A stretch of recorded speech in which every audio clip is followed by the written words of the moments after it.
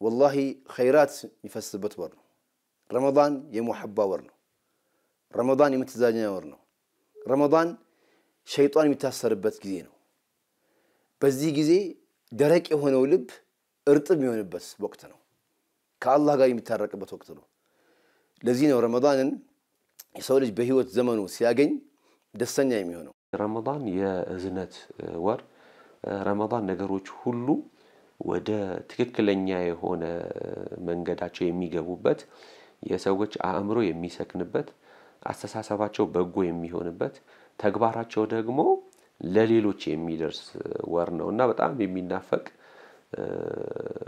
ጥሩ የሆነ መተሳሰብን በሰዎች መካከል ረጭቶ የሚያልፍ ወር ነው شهر التغيير የመለወጫ ወር ነው ልዩ ሆነ የምትቀመጥበት ወር ነው رمضان ፕሮግራም የምታገኝበት ወቅት ነው የምግብ ፕሮግራም የእንቅልፍ ፕሮግራም የዱዓ ፕሮግራም የሰላት ፕሮግራም አንተት እንዳለ አቅምህን መፈተንበት ወቅት ነው ወደ አላህ የምንቀርብበት ወቅት ነው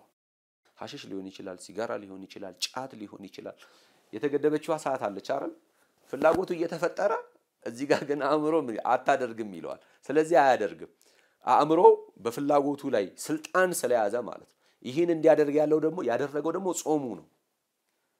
መጾሙ ፍላጎቶችን የመቆጣጠር ኃይል አእምሮ ከስሜቱ በላይ እንዲሆን ያደርገዋል ማለት ነው ይሄንን ነው አላህ Subhanahu Wa Ta'ala የሚፈልገው ከዛ ለሰውየው ምንድነው መልእክት የሚያስተላልፈው ከውጭ መጥቶ አንተን የሚገዛህ ነገርና ወደ አላስፈላጊ ድርጊቶች የሚጎትቱህ ነገር አንተ ስለፈቀድክላቸው እንጂ በረመዳን ውስጥ እንደከለከልከው በሌላው 11 ወር ውስጥ መከልከል ትችላለህ ቤቶች በስቷል ቤት በጣም አፓርታማ ግንባታዎች በጣም በስቷል ሀገራችን ላይ ግን ቤት ውድ ነው ጨርቅ ፋብሪካ በስቷል ግን ራቆት የሚሄድበት ሀገር ነው ምግብ ቤቶች በስቷል ግን ረሃብተኛ ያለበት ሀገር ነው ምንድነው ካልክ መተዛዘን የለንም ረህማ የለንም ምስኪኖችን ደሃዎችን እስላም ክርስቲያን ሳንል በተለይ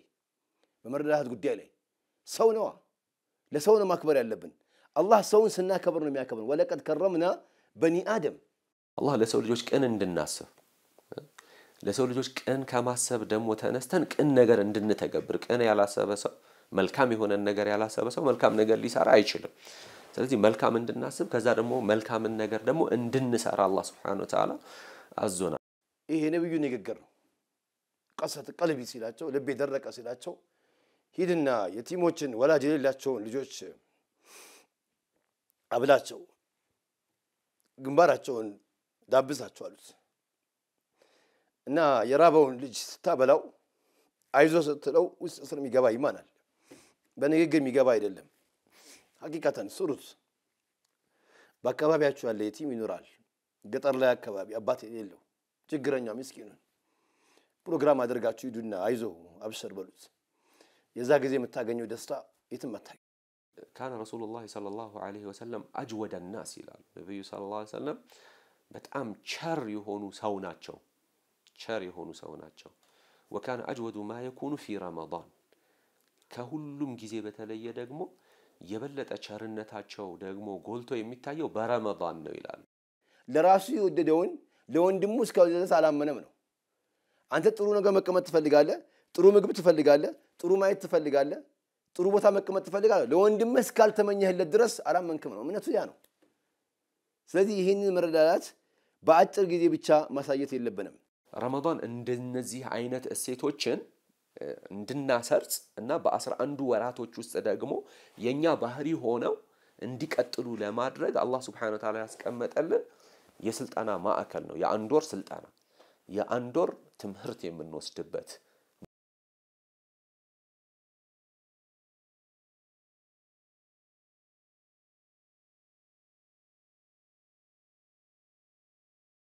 በየትኛው ማቅጣጫ ማስፈን ግዳጅ ነው የሚገርመው የአላህ ንግግር ወኢን ጀነሁ ሊሰልሚ ፈጅነህ ለሃ ይላል አንድ ሰው ለመታረቅ ሲመጣ ታረቅ ይላል የሚገርመው የአላህ ንግግር አንድ ሰው ለመታረቅ መጥቷል ታረቅ ይላል ነገር ግን ያኛው ሰው ለመታረቅ የመጣው ኃይላን ሶት ጊዜ ከድግዶት ኃይላን ሶት እድላቶ ጉልበት ሳይኖረው ሲስተሙን ደክሞ የመጣ ነው ብለህ እርቁን እንዳትከለክለው። ወኢን ይኻዲዑክ ሚያታልሉ ከሆነ እኔ ያለሁኝ ከጀርባ አብሽር፣ አንተ ግን ለሰላም ይቅር ብያለሁ ያለን ሰው ይቅር በል፣ አላህ ይቅር ይልሃል። አሁን ችግር አለ፣ ስለዚህ በኃይል ነው ይህንን ችግር መፍታት ያለብን ብለን ስንነሳ ማለት ነው ያ ነገር የበለጠ የፖለቲካ አዘቅት ውስጥ የሚከት፣ የበለጠ የኢኮኖሚ ድቀት ውስጥ የሚከት፣ የበለጠ በህዝብ መካከል መቃቃርና መራራቅን የሚፈጥር፣ የበለጠ በሃይማኖቶች መካከል ደግሞ በአይነ ቁራኛ እንዲተያዩ የሚያደርግ ከሆነ ማለት ነው ዋጋ የለውም። ግጭቱ አስተካክላለሁ ብለህ የምትነሳው ነገር ራሱ የመጨረሻ ታርጌቱ ሰላምን በእነዚህ ጉዳዮች ላይ የሚያመጣ መሆን አለበት። የሚያስታርቅ ነገር፣ የሚያቀራርብ ነገር፣ ለሰዎች ጋር አፉታ የሚያስደርግ ነገር፣ እንደው አርቆ ሐሳቢነት አስተዋይነት ያለውን መንፈስ ስንላበስ ከአላህ ጋር ለየት ያለ የሰላም ሰዎች ነው የምንሆነው ማለት ነው። ነብዩ ሰለላሁ ዐለይሂ ወሰለም ብለዋል አንዳችሁ አላመነም ጎረቤቱ የሱን ተንኮል ከሱ ተንኮል ነፃ ነኝ ብሎ እስካላመነ ድረስ ጎረቤቱ ማለት ነው የኔ ጎረቤት በፍጹም እሱማ እኔ ላይ ተንኮል ነገር አያስብም ተንኮል ነገር አይሰራም ብሎ 100% የተረጋጋ እስካልሆነ ድረስ የሆነ ነገር ይሰራብኛል ብሎ ፍርሃት ውስጥ እስከሆነ ድረስ ኢማናችሁ ጎዶሎ ነው አሉ ነብዩ ሰለላሁ ዐለይሂ ወሰለም። ስለዚህ አንድ ሙስሊም በሌሎች እይታ ውስጥና በሌሎች እሳቤዎች ውስጥ ማለት ነው መረጋጋትን፣ ሰላምን፣ ጥሩነትን የሚያንጸባርቅ ነው።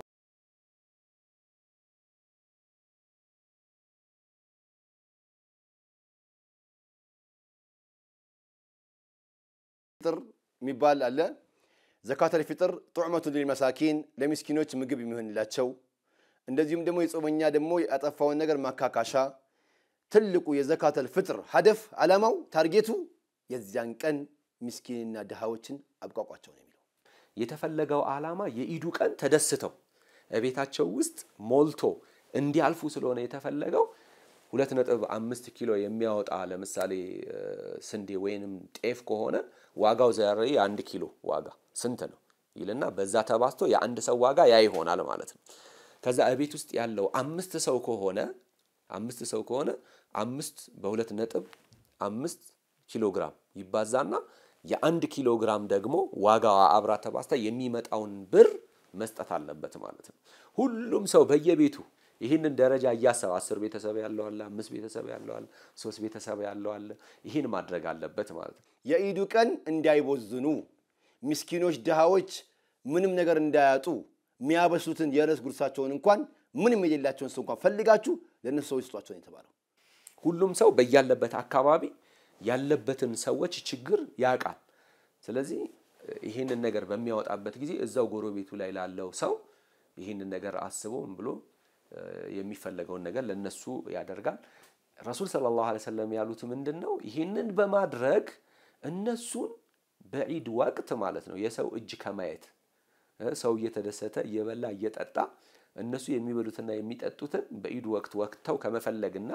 ደስታቸውን የሚያጓደል ነገር እንዳይኖር ከማድረግ አንፃር ነው በየዒድ አልፍጥር ዘካተል ፍጥር የተደነገገው ማለት ነው።